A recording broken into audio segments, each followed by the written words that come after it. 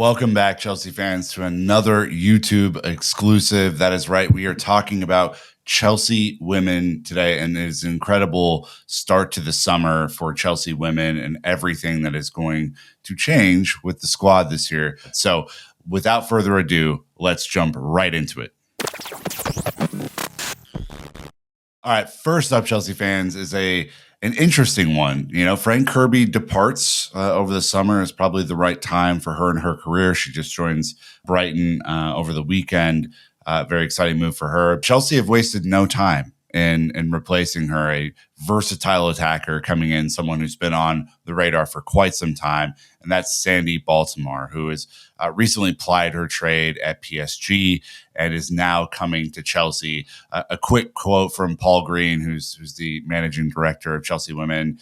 I said, "We are delighted to bring Sandy to Chelsea. She's an exciting wide player who will give us more balance to the squad. Adding another naturally left-footed player is great." Sandy gained a wealth of experience in France, including with the UEFA Women's Champions League, and will bring more competition to the squad. We are looking forward to seeing her in Chelsea blue. Now, this is a big addition because the inference that a naturally left-footed player is joining Chelsea should be kind of a clue as to where they see her potentially plying her trade, whether that be on the right wing as kind of an inverted winger who can cut in on her left and kind of cause damage that way, kind of like Lauren James has in the past, or someone who could potentially compete with someone like Guro Brighton on the left-hand side, who is a naturally left-footed player who has an amazing left foot and who has provided so much in terms of attacking prowess to the Chelsea women's team. It's a really interesting signing. She can also play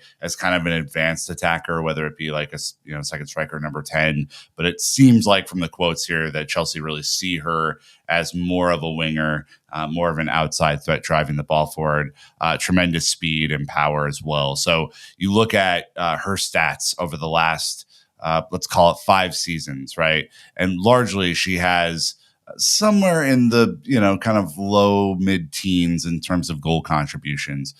5 in 2019-20. She had 18 in 2020. She had 17 in 2021, 10 in 2022, and 11 in 2023. This is a player who has featured a lot for PSG. We've played against her in the Champions League, if you recall that as a Chelsea fan. And so there's a lot going on with this transfer, right? You think about the immense abilities of the current attackers in the squad, which we will go through in a little bit, and the impacts. She just adds a different dimension to the current squad, and someone that should really be able to step up and help Chelsea in the vast majority of games next season, depending on where Bompastor decides to play her and the impacts there. So a really, really exciting player. She's won the French League title once and 3 French Cups. She's made 43 Champions League appearances. Is a really, really experienced player for only being 24 years old. So really exciting talent that Chelsea have decided to bring in, and someone who will inevitably have an impact on how Chelsea do next season. One for the future, and the next transfer I want to talk about is Julia Bartel. This is a youngster from Barcelona, 20 years old, who's coming over after not a ton of first-team experience at Barcelona. Obviously, that squad is incredibly stacked, and Chelsea have played against Barcelona quite a bit in the last few years. So you will be used to seeing, Ana Bonmati and others who are kind of in that mold who play in an advanced midfield role for Barcelona. This is a player who came through the youth ranks, moved through Espanyol and then to Barcelona in 2019. She helped lead the Barcelona B squad to another league title last year. And Paul Green added that she's a top young player, technically excellent, has a good pedigree coming through Barcelona and the Spanish international youth teams. Really good leadership skills for someone at a young age. We look forward to seeing her develop in the upcoming years. This is a player who I don't know if she will have a direct impact on how Chelsea does next season. Although if you were to think of another young midfielder who came through last season who had a tremendous impact like Shuka Nuskin, this is a player who could potentially add a little bit of depth in our attacking midfield role. I wouldn't call her like an out-and-out midfielder. I think she likes to be a little bit further advanced, and there's a hell of a lot of competition up that way. But one for the future, a young player who could develop into a really outstanding player for Chelsea Football Club and add some depth. Maybe goes out on loan this year, maybe sticks with the squad and really gains that experience and figures out what it means to be at Chelsea. One for the future indeed, but an exciting prospect.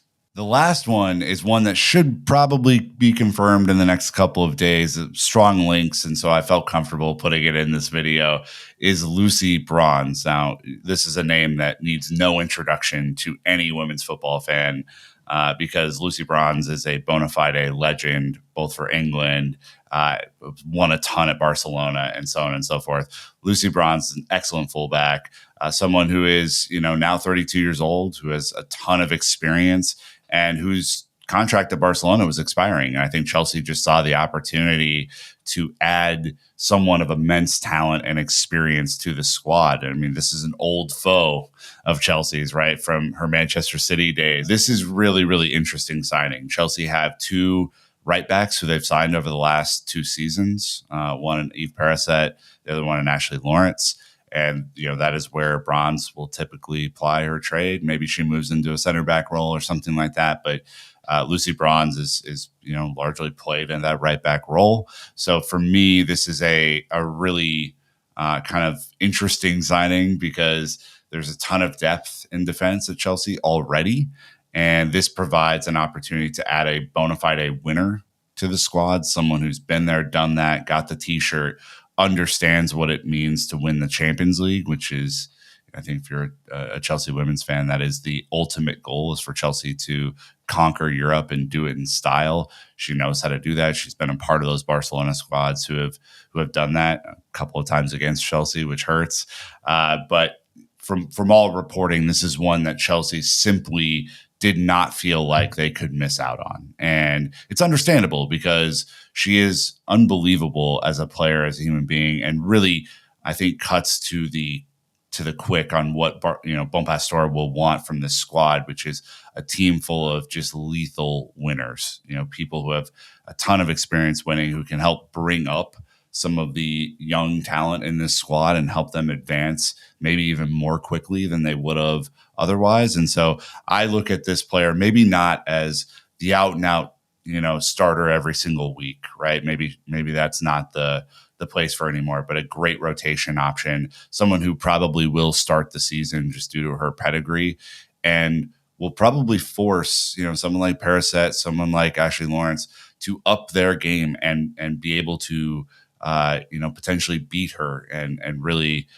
make that an interesting position for Chelsea. It's one that we haven't quite figured out over the last couple of years. And so it is something to watch and to take in. Now let's talk about the implications to the squad, right? Because Chelsea have a huge squad, probably one of the biggest in Europe, a team full of immense talent and experience at different age ranges and with different trophy winning experience as well. This is a really interesting squad to kind of pick apart and understand what new additions could mean to the current existing talent on the squad. So one to kind of call out before we dive into who will be impacted, who might leave due to these transfers. Melanie Leupolz, in pretty similar timing to when Julia Bartel was announced that she was leaving for Real Madrid last week. And I thought that was a really kind of notable exit because Melanie Leupolz was a huge part of Chelsea's league title winning squad this season and has 9 titles to her name in her 4 seasons at Chelsea. 4 Women's Super League titles, 3 FA Cups, 1 League Cup, and a Community Shield. She obviously was a part of the team that reached the Champions League final in 2020, 2021. Her legacy at Chelsea as a winner. She was instrumental in the way that Chelsea played against Barcelona in 2 really hard-fought legs in the Champions League semifinal this year. And I think was overall a squad favorite and really made a ton of fans super happy with the way that she kind of played an advanced midfield role and was able to be creative on the ball as well. And it was really nice that she got a goal at the end of the season to kind of cap off her time. But it's a fond farewell to Melanie Leupolz because she was an integral part to the way that Chelsea played and someone that I think is going to be dearly missed in the squad, even if she wasn't going to be a guaranteed starter under Sonia Bompastor. I think there was a really great depth player there. And so just a position to kind of watch because midfield was a little bit thin for Chelsea last season. So there may be another addition coming in that way. Let's talk about, between Sandy Baltimore and Bartel and Lucy Bronze, who might be impacted. And the first thing that we want to look at is the kind of impacts that Sandy Baltimore might have on the current playing staff, right? Who might be impacted because of this. First, Jelena Chankovic, who has been kind of out on the outside looking in for the last season. I think this could be a player who we might see in the next category, one that might leave, but someone who will definitely have their playing time impacted by a versatile attacker who can kind of play in all different positions, even as kind of an attacking 10. Second is JRK, someone who had a great season last season, who really kind of upped her game, but maybe is going to face new competition from Sandy Baltimore if they choose to kind of play her as an inverted kind of right winger with a great left foot. It could be a very interesting bit of competition for JRK to go through and figure out if she can beat Sandy Baltimore in a 1v1 competition.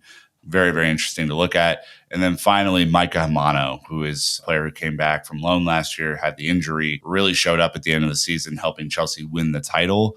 But was largely used as an impact sub or as kind of a rotation option. The addition of Sandy Baltimore to me means that this is a player who legitimately will find it difficult to see the field next season unless there's a dramatic change in kind of the pecking order. So those are three players that might feel the heat because of Sandy Baltimore's addition. The two are pretty obvious for Lucy Bronze. That's Eve Perisset and Ashley Lawrence. Two right backs who have a ton of experience, but maybe haven't played up to the level all the time at Chelsea.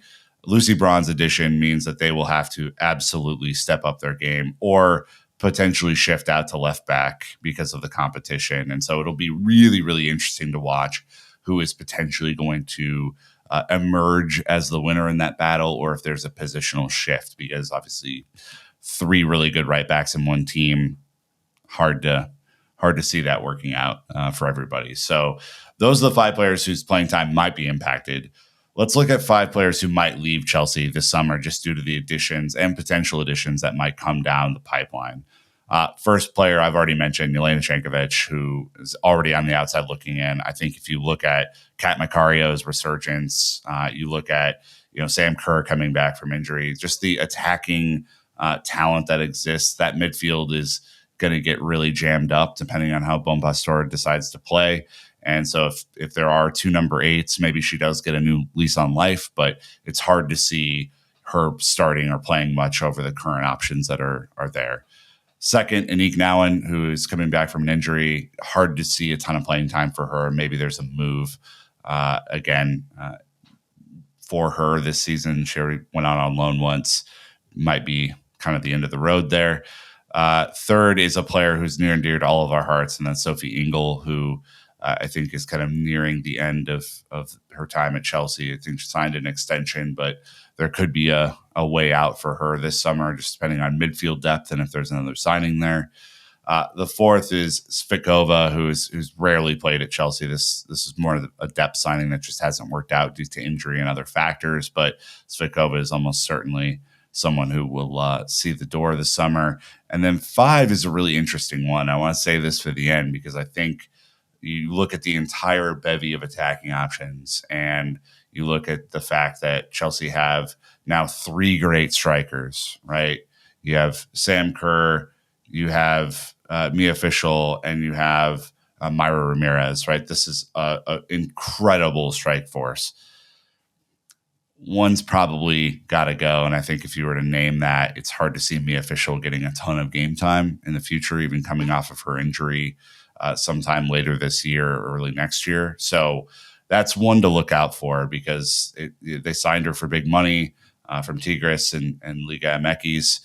This is a player who will want playing time, and maybe there's a loan, maybe there's a permanent move, but I can't imagine there being a ton of playing time for Mia Fischel. So that's what I have to say about Chelsea women's moves this summer. Let me know if you agree or if you disagree, or if you think I'm way off base. I think it's going to be an exciting summer. We're going to do more of these YouTube videos on the Chelsea women's team because they deserve all of our attention for how they play. They're an excellent team to watch. Very excited for this season. Until next time, Chelsea fans, you know what to do. Keep the blue flag flying high.